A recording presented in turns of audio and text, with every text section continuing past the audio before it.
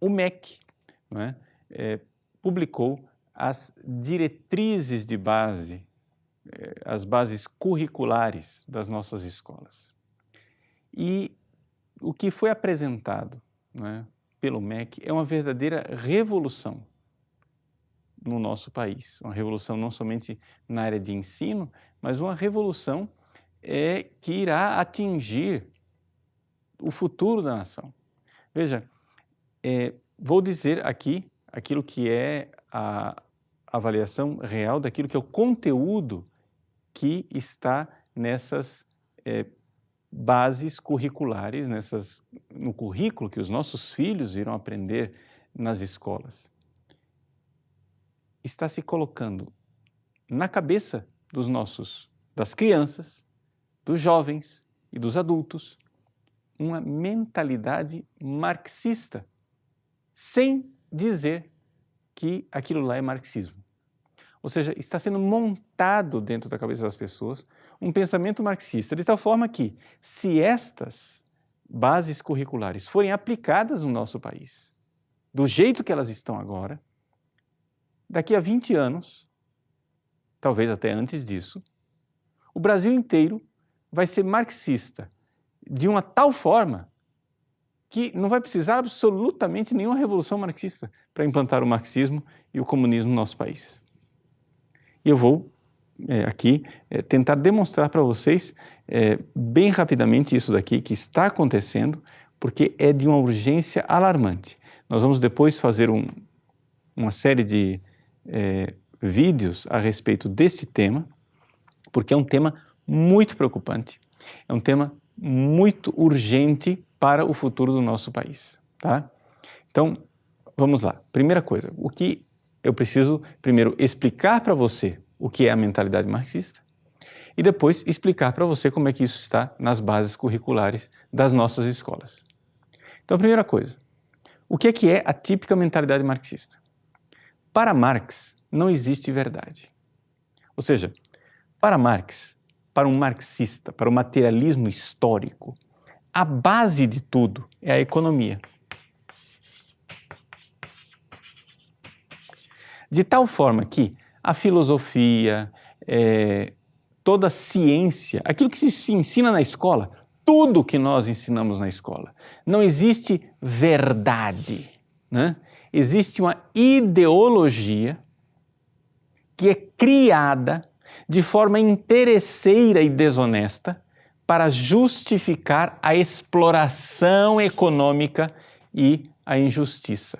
Ou seja, aquilo que Marx chama de economia, ele chama de infraestrutura. Em cima está toda a realidade, aspas, ideológica, né, que é montada como superestrutura em cima da economia, né, onde aqui, através do discurso ideológico, né, as pessoas são alienadas, as pessoas são tiradas dos seus interesses de classe, e é assim que os burgueses, assim que os capitalistas conseguem dominar os pobres, conseguem dominar a população injustiçada. Então veja só, não existe verdade. O que existe é economia, interesse de classe. Verdade é uma construção de tal forma que depois, né, essa construção ela é feita para explorar as pessoas. Bom, para fazer revolução, o Marx achava que a revolução iria acontecer automaticamente, né? Ou seja, ele achava que a exploração que os capitalistas faziam em cima dos trabalhadores era tão grande que aquilo lá iria explodir mais cedo ou mais tarde, haveria uma grande guerra, e nisso ele acertou, aconteceu a Primeira Guerra Mundial, mas ele errou numa coisa, ele achava que na Grande Guerra os proletários da França iriam se unir aos proletários da Alemanha, que iriam se unir aos proletários da Inglaterra e todos iriam derrubar os opressores. Aconteceu exatamente o contrário. Para o horror dos marxistas, nessa altura do campeonato Marx já estava morto, para o horror dos marxistas, os proletários começaram a lutar pelos interesses da sua pátria. e não contra os capitalistas. E aí isso instaurou-se uma grande crise, não é? E os marxistas começaram a perguntar, mas então, por que é que não deu certo? O que é que está errado? Para tentar responder a isso daqui, surgiu, não é, uma coisa chamada Escola de Frankfurt, que é baseada na filosofia de um marxista chamado Karl Korsch. Eles fizeram uma reunião, depois fundaram o Instituto para Pesquisas Sociais e assim Horkheimer, Marcuse, Adorno, Companhia Limitada, todos os grandes pensadores da Escola de Frankfurt, eles criaram uma coisa chamada teoria crítica. O que é a teoria crítica? A teoria crítica, ela tem em vista destruir, desmontar, criticar tudo isso daqui para desmascarar os interesses classistas disso tudo aqui e então poder dar espaço para a Revolução Marxista. Então, a teoria crítica, ela tem por finalidade, não é, mostrar que não existe verdade mesmo e mostrar para as pessoas, olha só, veja o que é a família, por exemplo. A família, você acha que a família é uma coisa boa? Não, a família, na verdade, é uma opressão, ela tira a liberdade das pessoas. Por exemplo, o Horkheimer, ele diz, num artigo dele sobre autoridade e família, ele diz, veja que absurdo, qualquer menino que você põe no mesmo quarto com uma menina, chega a um certo ponto, ele vai querer ter relações sexuais com a menina. Mas a autoridade da família é tão opressora e terrível que o irmão não pensa em ter relações com a irmã. Que o menino não pensa em ter relações com a mãe. Olha que absurdo, diz Horkheimer. Como que pode? A filha não tem relação com o pai e relações homossexuais também dentro da própria família. Quer dizer, a família ela introjeta uma opressão dentro da cabeça da pessoa. E tudo isso precisa ser desmontado através da teoria crítica. Então, eles têm essa ideia de desmonte crítico de tudo, de criticar tudo. Aqui nós podemos, eu poderia me estender, mas o nosso tempo é bastante curto, mas eu poderia mostrar como isto, de forma complementar, acontece também com o pensamento de um senhor chamado Georg Lukács, na verdade, a pronúncia, Lukács, que fala de conscientização. Nós temos que educar nas escolas para conscientizar as pessoas, não é, a respeito da sua identidade de classe, sem a qual não haverá revolução. Também Mao Tse-tung, né, o comunismo chinês também vai pelo caminho da escola. E assim, aos poucos, ao longo da história, os comunistas foram despertando para a necessidade de fazer a revolução dentro da escola, coisa que inicialmente era rejeitada pelo próprio Marx. Mas a escola de Frankfurt, né, com a sua teoria crítica, quando você ouvir a palavra, né, você tem que ser crítico, uma visão crítica, não sei o quê, deixa acender uma luzinha, né, tá lá, a escola de Frankfurt. Quando você ouvir, por exemplo, essa questão de consciência, você tem que tomar consciência, né, dos seus direitos, etc., acenda a luzinha, ali está, né, Georg Lukács. De tal forma que todos esses pensamentos da escola de Frankfurt, de Lukács, de Mao Tse-tung e de pensadores também aqui da América Latina, inclusive o Che Guevara, né?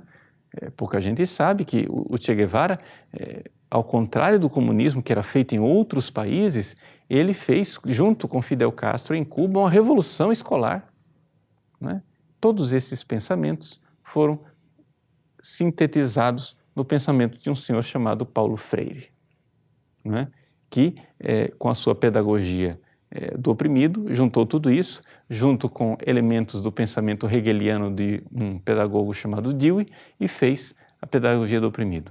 Tudo isso aí foi reeditado, refeito, recosturado, com elementos do desconstrucionismo de Derrida, com o pensamento de Michel Foucault e assim por diante. Eu não vou me deter aqui em detalhes, para, nesse coquetel monstruoso e venenoso, produzir o currículo que os nossos queridos filhos irão ter que engolir. É o que o seu filho vai ter que engolir. Por isso, a coisa é tão importante e alarmante não é?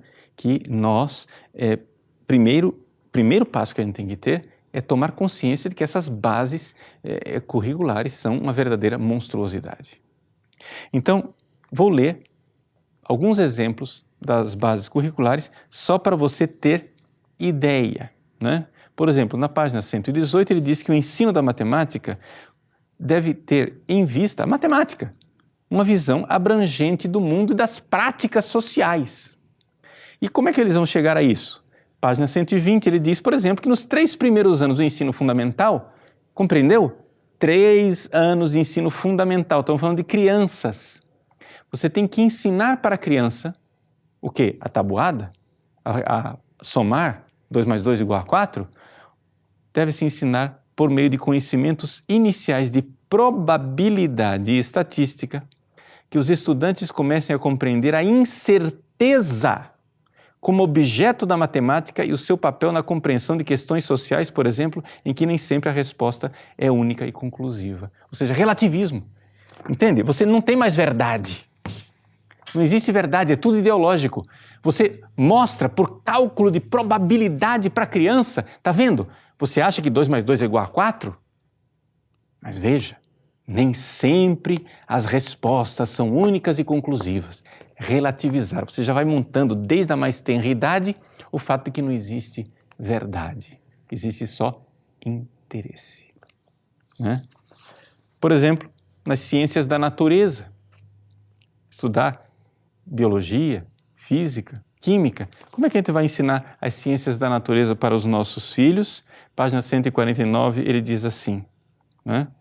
A compreensão de como a ciência se constituiu historicamente e a quem ela se destina, ou seja, é uma construção histórica e que, portanto, a conclusão que ele vai tirar depois no final é relativa. Por exemplo, capacitar crianças, jovens e adultos para compreender as diferentes visões de mundo, contextos e intencionalidades. É para isso que você vai ensinar a ciência, não para ter ideia de verdade. Isso aqui é a verdade. Não, não tem verdade.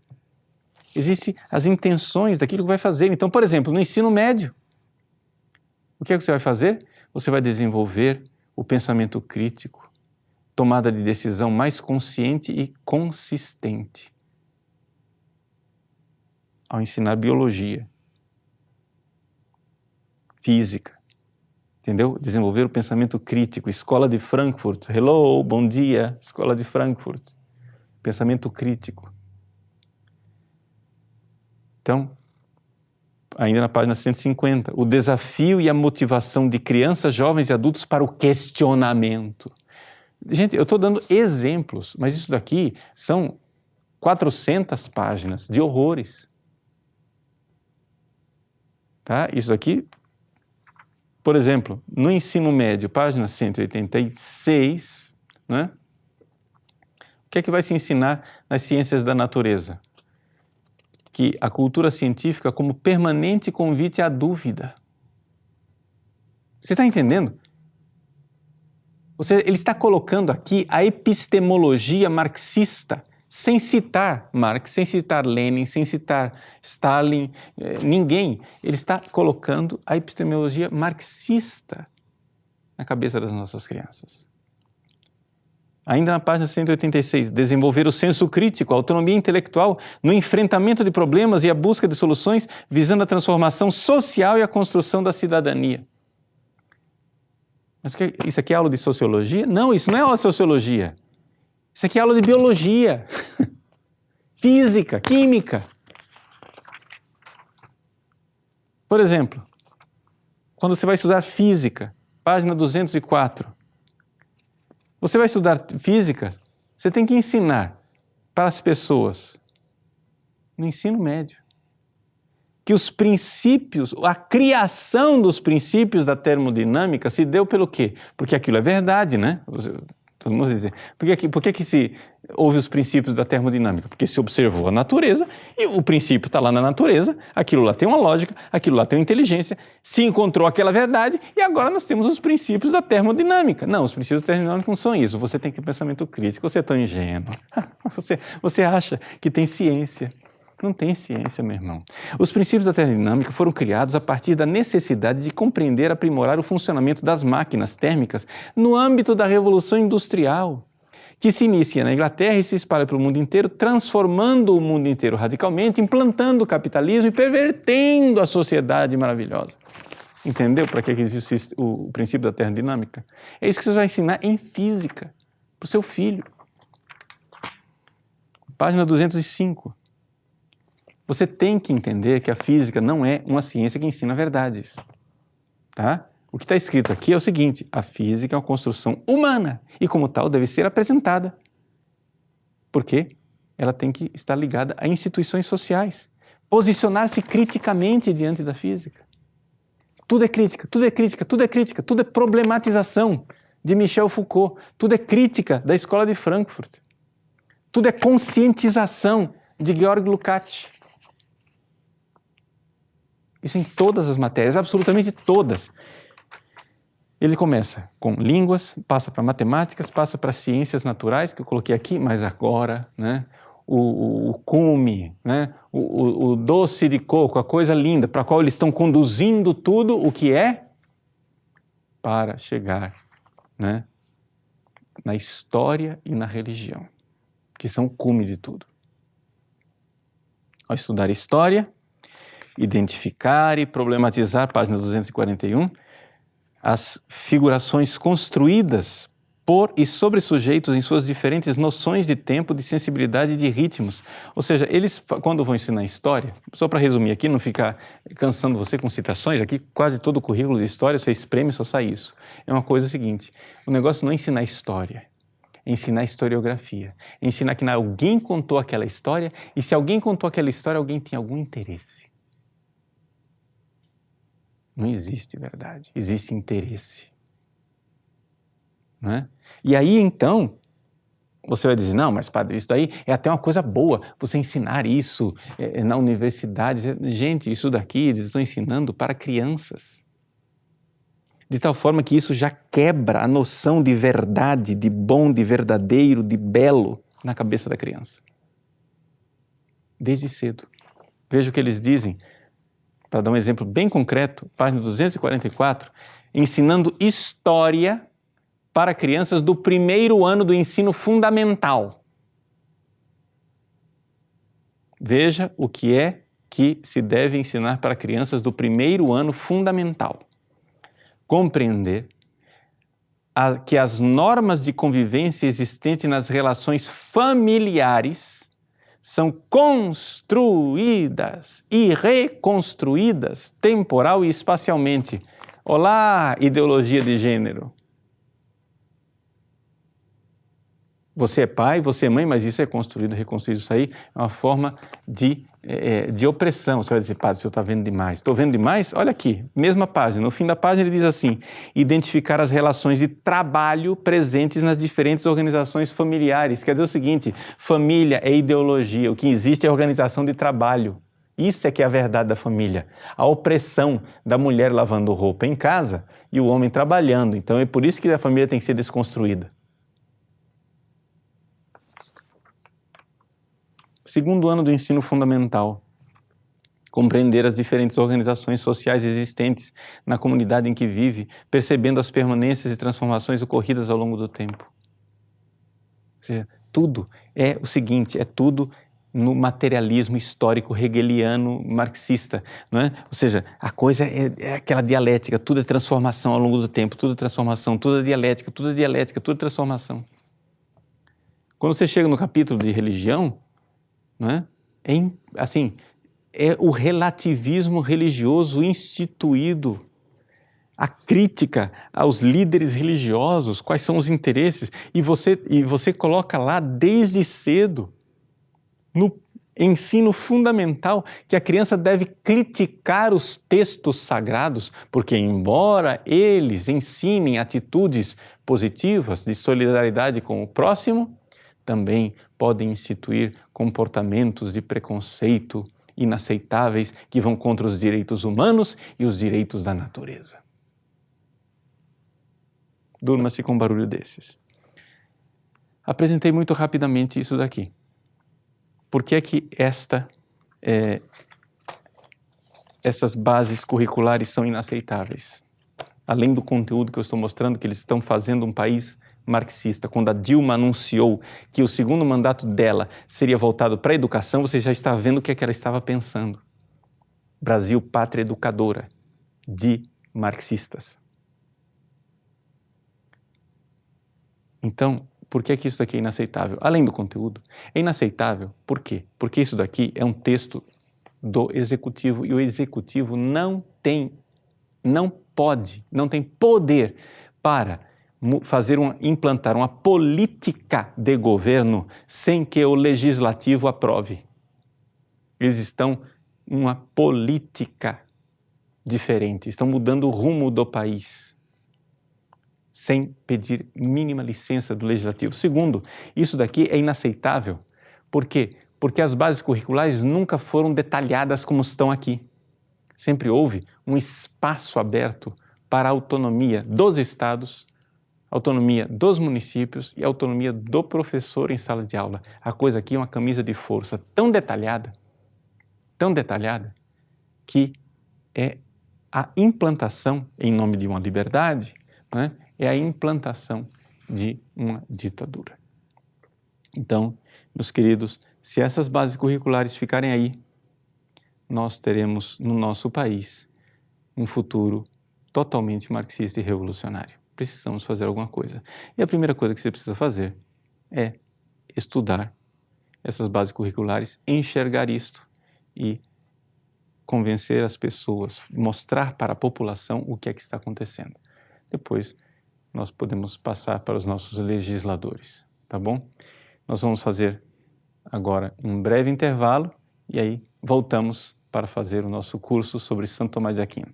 Obrigado pela paciência de ter me acompanhado até aqui nessa longa introdução a respeito das bases curriculares, mas o tema é muito importante. Ainda teremos 1 hora de aula sobre Tomás de Aquino.